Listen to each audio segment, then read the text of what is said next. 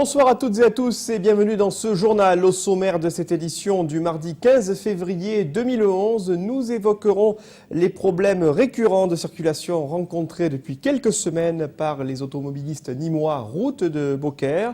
Il sera également question dans cette édition de la préparation des élections cantonales du mois de mars prochain avec la présentation hier soir à Nîmes des candidats investis par le Parti socialiste. Enfin, nous reviendrons sur la dernière journée de solde aujourd'hui à Nîmes avec un premier bilan des commerçants et des consommateurs et sur les préparatifs du 4L Trophy qui s'élancera demain mercredi, direction le Grand Sud marocain. Et nous débutons ce journal par une tranche de vie locale et le ras-le-bol des automobilistes nîmois obligés de prendre leur mal en patience aux heures de pointe. Depuis plusieurs semaines, l'accès au centre-ville via la route de Beaucaire s'avère être des plus compliqués. Des bouchons et de longues files d'attente qui s'expliquent par les différents chantiers voisins du viaduc de Courbessac et du TCSP qui occasionnent des nuisances sonores et rendent le stationnement plus difficile pour les riverains. Les explications d'Olivier Michel. Alors, c'est un peu la panique un peu ce matin. C'est un peu le bordel quand même. C'est le bordel. C'est la galère tous les matins. Coupez une voie pénétrante, comme la route d'Avignon, et vous obtiendrez une route de Beaucaire saturée. Tel est le problème auquel doivent faire face les automobilistes de l'Est nîmois, qui tous les matins doivent s'armer de patience pour rejoindre le centre-ville de Nîmes. Je viens d'un petit village, je viens de Montfrein et je suis obligée de passer par là tous les matins et de partir 20 minutes plus tôt tous les matins à cause de ça. Je suis avocat et je vais au tribunal et je suis en retard.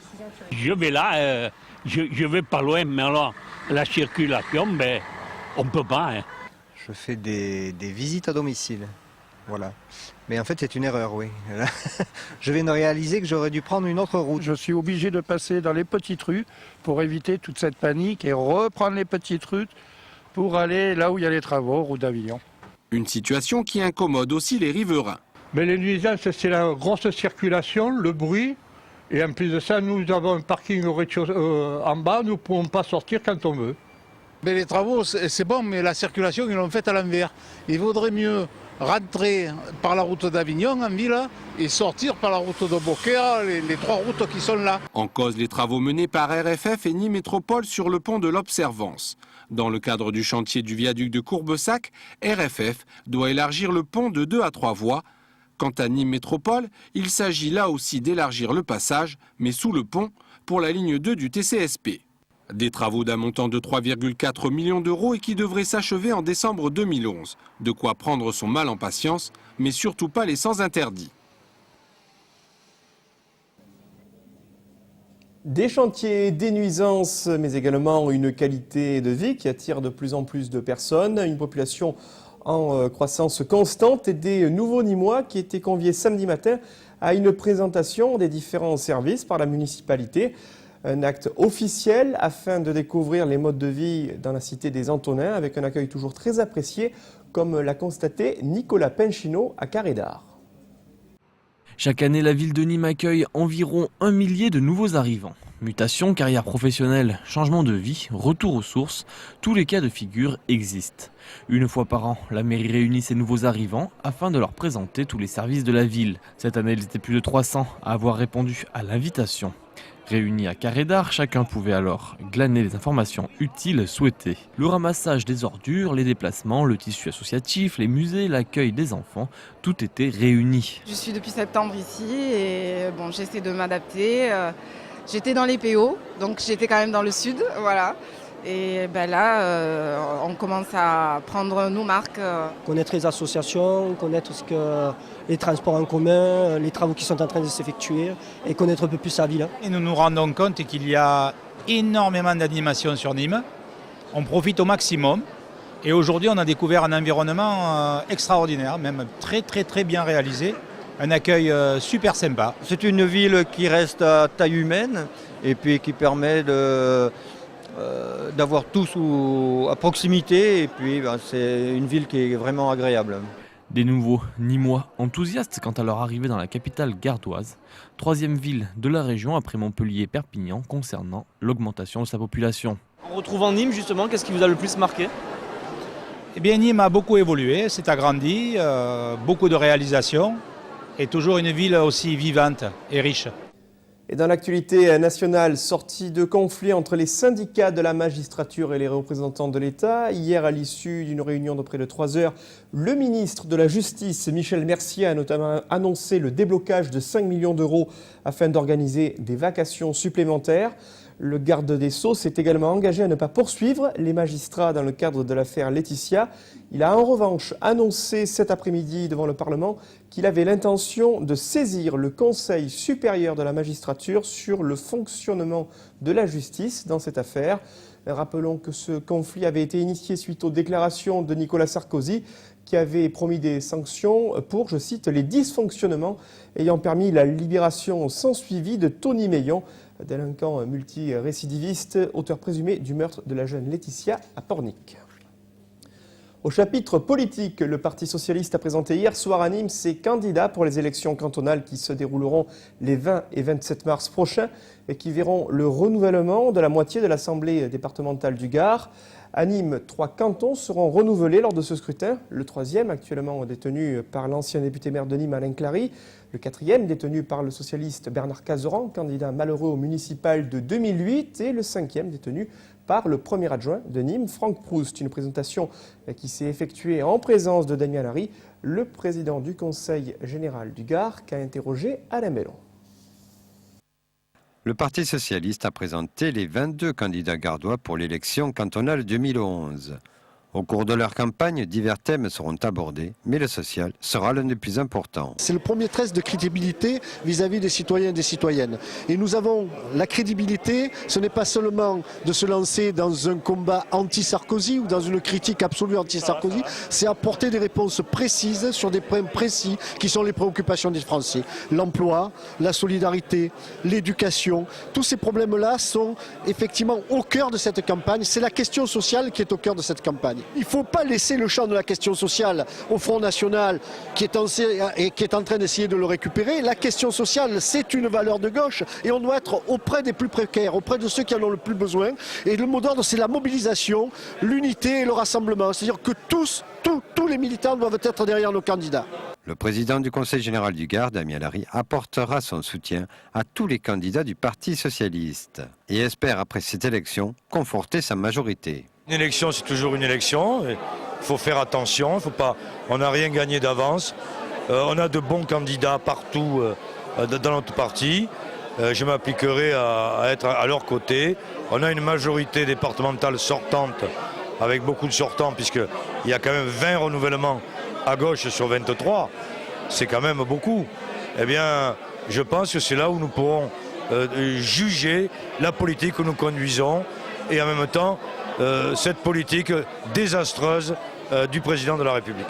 À ce jour, le Parti socialiste ne présentera pas de candidat sur le canton de Barjac et soutiendra le conseiller général sortant, Édouard Chollet. Et précisons justement que le communiste Édouard Chollet est également maire de Barjac, un canton qui réunit également les communes de Méjeanne-le-Clap, Rochegude, Saint-Jean-de-Maruéjol et Avéjan, Saint-Privat-de-Chanclos ainsi que Tarot. Enfin, ce scrutin cantonal sera le dernier du genre avant la suppression du poste de conseiller général en 2014 au profit des conseillers territoriaux selon la loi du 16 décembre 2010 de réforme des collectivités territoriales. Cet après-midi, les rues commerçantes de Nîmes étaient bien calmes en cette dernière journée de solde d'hiver. Un manque d'engouement qui s'explique certainement par une baisse du pouvoir d'achat des consommateurs ainsi qu'une baisse d'intérêt sur les dernières des marques. Une affluence clairsemée, comme vous allez pouvoir vous en rendre compte sur ces images, affluence clairsemée au niveau des caisses qui n'a pas empêché notre équipe de Reporters en Herbe de trouver quelques explications en raison de cette désaffection des commerçants et des clients que je vous propose d'écouter. Les 3 premiers jours, c'est les plus importantes. Les gens viennent, se précipitent et après tout va stagner parce qu'avant les soldes, vous avez également les ventes privées. Donc ce n'est pas les soldes flottantes, ce sont des ventes privées. Donc les gens sont déjà venus à ce moment-là. Pour ceux qui ont des cartes, pour ceux qui n'ont pas de cartes, ça va être les 3 premiers jours, c'est le plus important. C'est là où on fait le plus de chiffres. Après, cette année, c'est stagne. Encore, il ne fait pas chaud, donc ça nous permet encore de vendre. Et puis la clientèle est présente. Je vois samedi, on a eu pas mal de monde. Avez-vous fait les soldes cet hiver? Non. Pas du tout? Non. Je trouve la mode, là, cet hiver, elle est pas belle. Objectivement parlant, les soldes cette année, c'est pas super. Ce qu'on trouve, les anciennes collections. Un mot de sport, 3 jours après leur brillante qualification contre le club néerlandais de Dalfsen, tous les regards étaient tournés ce midi à Vienne, du côté du siège de la Fédération européenne de handball, où se déroulait le tirage au sort des quarts de finale de la Challenge Cup, notamment l'une des Coupes d'Europe de handball féminin. Les Nîmoises du HBCN qui affronteront le club italien de Vigazio qui a éliminé la formation serbe de Bandia au tour précédent. Les matchs aller et retour se dérouleront les week-ends des 12 et 13 mars et du 19 et du 20 mars. Notez par ailleurs que le Handball Cercle de Nîmes rencontrera demain soir au Parnasse l'équipe de Besançon dans le cadre de la 15e journée de D1 féminine. Début de la rencontre à 19h30, alors que vous redécouvrez sur ces images la qualification des Nîmoises contre le club néerlandais de Dalfsen. Une rencontre que vous pourrez suivre en intégralité sur TV Sud Camargue-Cévennes, jeudi à 21h45. Rediffusion samedi à 12h45. L'aventure européenne qui continue pour les handballeuses et les joueuses de Manuela Illy. Et puis on va rester sur une note sportive avec le départ demain d'un rallye très particulier, le 4L Trophy, une édition 2011 qui démarre demain à Saint-Denis et depuis Saint-Jean-de-Luz, avant de rallier Algeciras en Espagne pour un embarquement de direction Marrakech et 5 jours de course dans le Grand Sud marocain. Une œuvre humanitaire à laquelle participera notamment une jeune étudiante nîmoise en pharmacie afin d'apporter une aide matérielle aux enfants marocains les plus défavorisés. Un matériel qui sera acheminé par plus de 1000 équipages. Petit focus sur les derniers préparatifs dans la capitale régionale avec ce sujet réalisé par notre antenne de Montpellier. Depuis sa création, plus de 15 000 étudiants ont tenté l'aventure. Environ 6 000 km de parcours entre ville et désert pour un but à caractère humanitaire, ramener des fournitures scolaires, denrées alimentaires et équipements médicaux. Donc au fond, on a les fournitures scolaires qui sont placées au fond là-bas. Ici, on a la grosse caisse à outils qui est placée le plus accessiblement possible. Ici, 6 équipes font partie du raid. Ils sont attendus à Saint-Jean-de-Luz pour le départ définitif à bord de leur mythique 4L. La 4L, on l'a achetée à une personne qui est à Saint-Martin-de-Croix. C'est une 4L Savane de 88 et c'est une première main. Donc, et la 4L, voilà, moi je roule tous les jours avec, c'est ma voiture. Voilà, je vais y travailler avec, je vais à l'école avec. Nous, on habite dans un petit village qui s'appelle Émargues. Tous les commerçants se sont réunis pour pouvoir nous aider. Donc du sponsor, du mécénat, des ventes de crêpes, etc., des tombolas. On a réussi à le boucler, tant bien que mal, mais il faut vraiment s'y prendre un an à l'avance. Ouais.